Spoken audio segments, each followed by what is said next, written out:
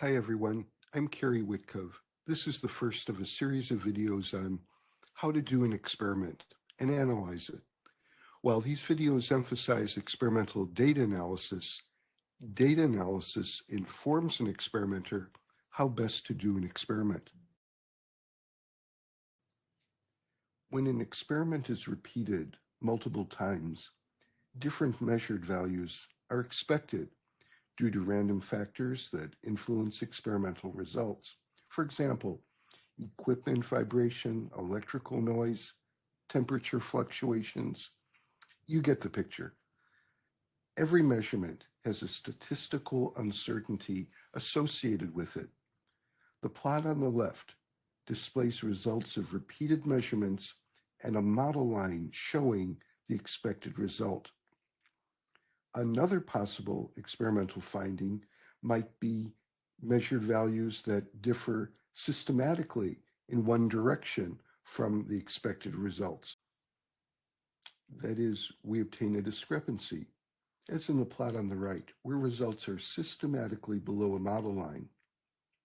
Experimenters jump for joy when there's a discrepancy with an expected result, because it may signal the need for a new and better model, or even the discovery of a new effect, though more often than not, discrepancies are the result of systematic uncertainties due to experimental design or equipment.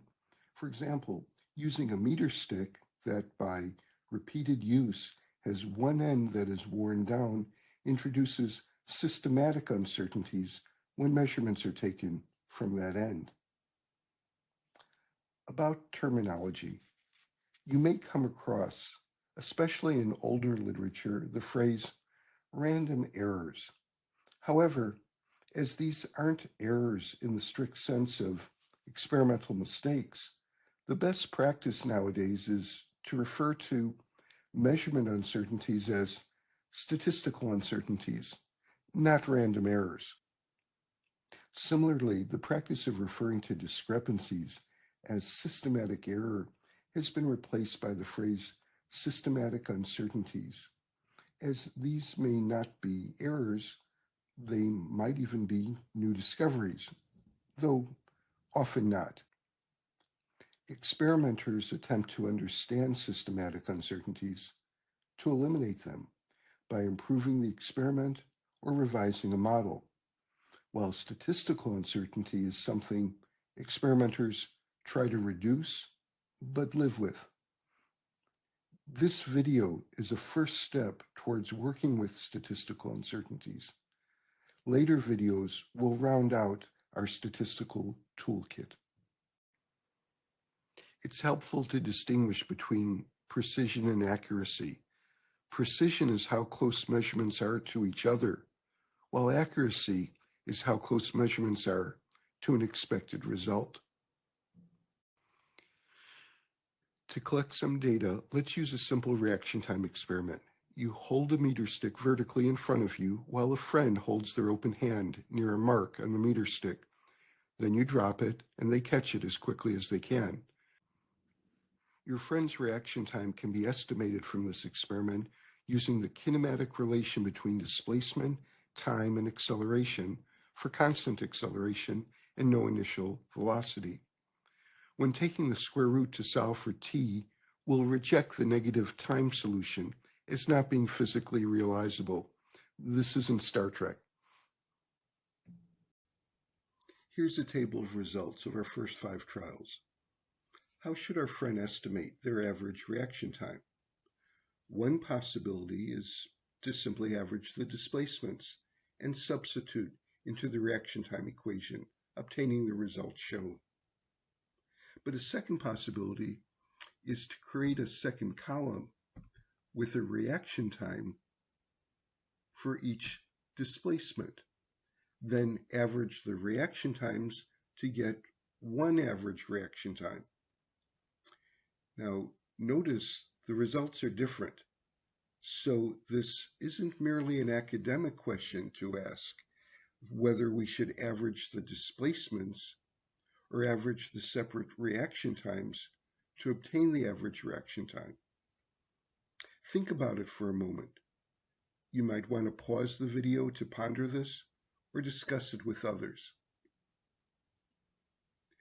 Perhaps we should recall why we average data in the first place. Averaging causes deviations from a true value to cancel when deviations contribute equally and each has an equal chance of being positive or negative. Now, the reaction time equation applies a square root to the displacements. The square root weights some displacements more than others, so positive and negative deviations from a true value are weighted differently and can no longer be expected to cancel by simple averaging. Hence, the correct procedure is to average the displacements and substitute this one best displacement estimate into the reaction time equation. This is a rare example where the simpler of two algorithms is the right one to use. We can state this result in the form of a maxim to be remembered.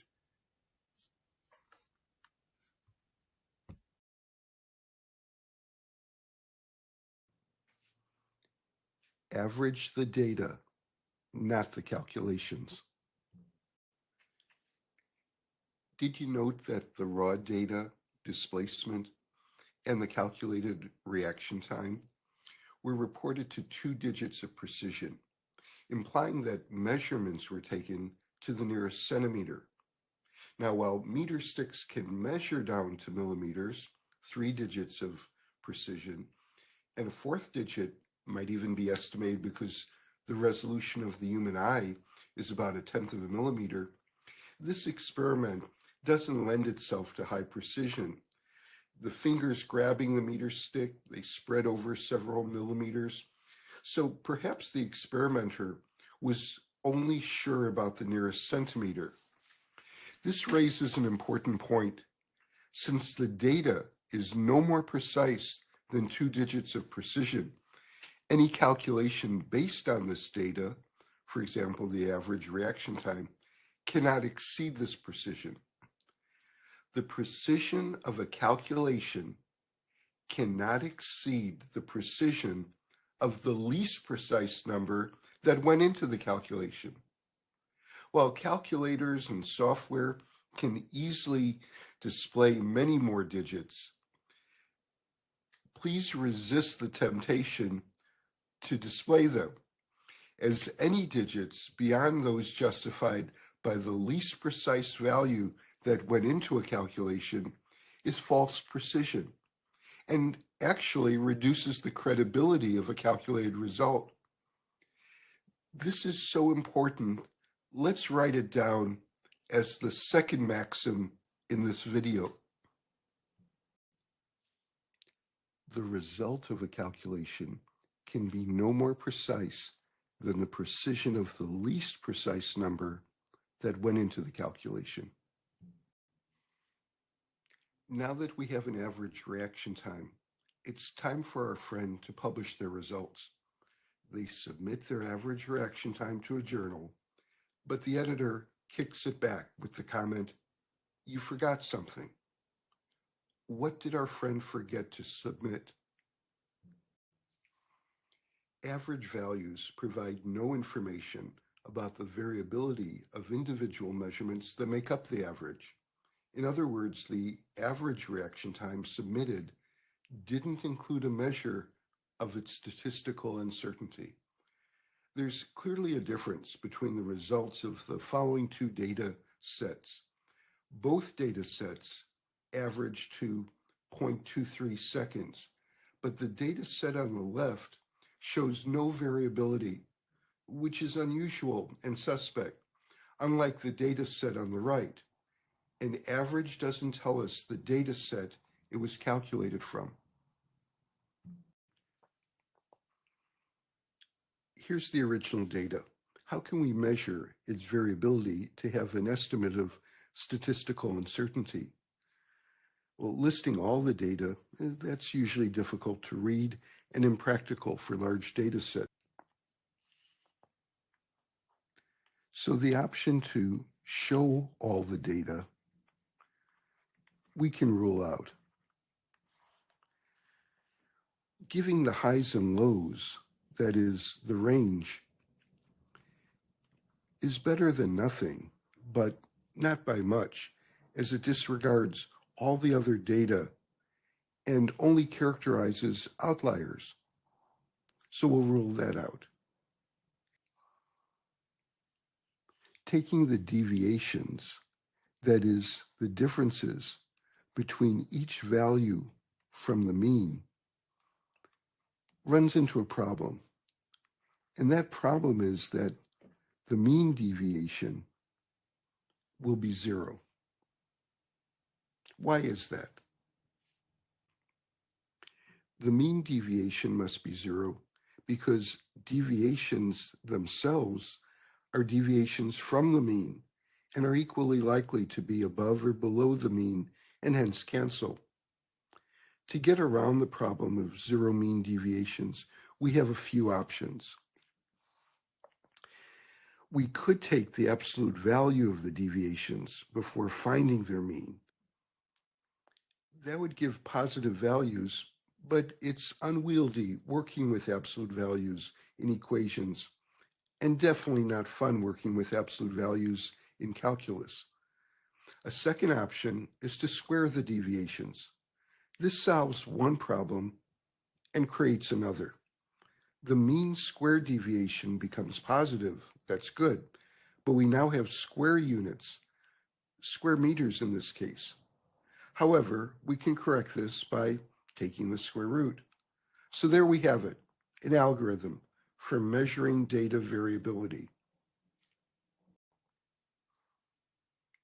So the algorithm is calculate the deviations, square them, find their mean, and take the square root. If you read this algorithm backwards, from right to left, you have the root mean square deviation, or RMS deviation. In fact, you can recreate the algorithm by reading root mean square deviation word by word from right to left as follows. First, write the deviations, square them, take their mean, and take the square root. Now, the rest of the world calls the root mean square deviation the standard deviation. Here's a visual look of the algorithm implemented step by step in Excel without using Excel's built-in function for standard deviation. Starting with the displacements and finding their mean, we take the deviations of each displacement from the mean, then we square the deviations, take the mean square deviations, and take their square root.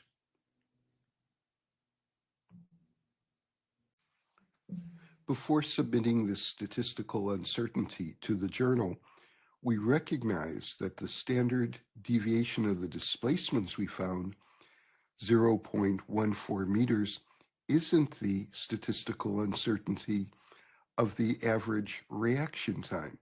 It's a displacement, not a time. We need the uncertainty in time due to the uncertainty in displacement. And we can't just plug uncertainties into our kinematic equation because the equation has a square root. That is, it's nonlinear, and it would weight some uncertainties more than others. Remember, we faced the same issue when we recognized that we have to average the data and not the calculations.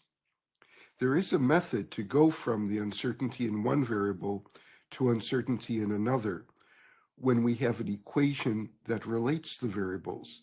In the literature, this method is called error propagation, although of course uncertainty propagation would be a better name. To make it plausible, we start with what looks like the equation for a line with slope but no intercept. dy equals mdx, where the slope is dy dx. Substitute uncertainties for differentials as they're both small. You might be used to using sigma for standard deviation, and we'll do that here, but Don't get too comfortable with that notation, as we'll see before long. Take the derivative with respect to displacement in the reaction time kinematic equation and simplify. And we now get an expression for the uncertainty in time due to the uncertainty in displacement. We substitute the values we previously obtained, and we get an uncertainty in reaction time due to an uncertainty in displacement. So our friend proudly submits their average reaction time, 0.23 seconds, plus or minus 0.07 seconds. The journal editor receives the submission, and the manuscript is returned again with the comment, "There's still an error." What mistake did our friend make? Let's review everything our friend did right. They averaged the data, not the calculations, and presented the average reaction time. Good. They calculated the standard deviation of the displacements and transformed these to the standard deviation of the time measurement. Good. They submitted the standard deviation of reaction time as the uncertainty in the average reaction time. Oops, that's the problem. The uncertainty we submitted isn't the uncertainty in the average reaction time, it's the uncertainty of the individual measurements of reaction time. Now, individual reaction times have intrinsic variability due to biological factors. Perhaps random experimental factors also introduce additional sources of variability.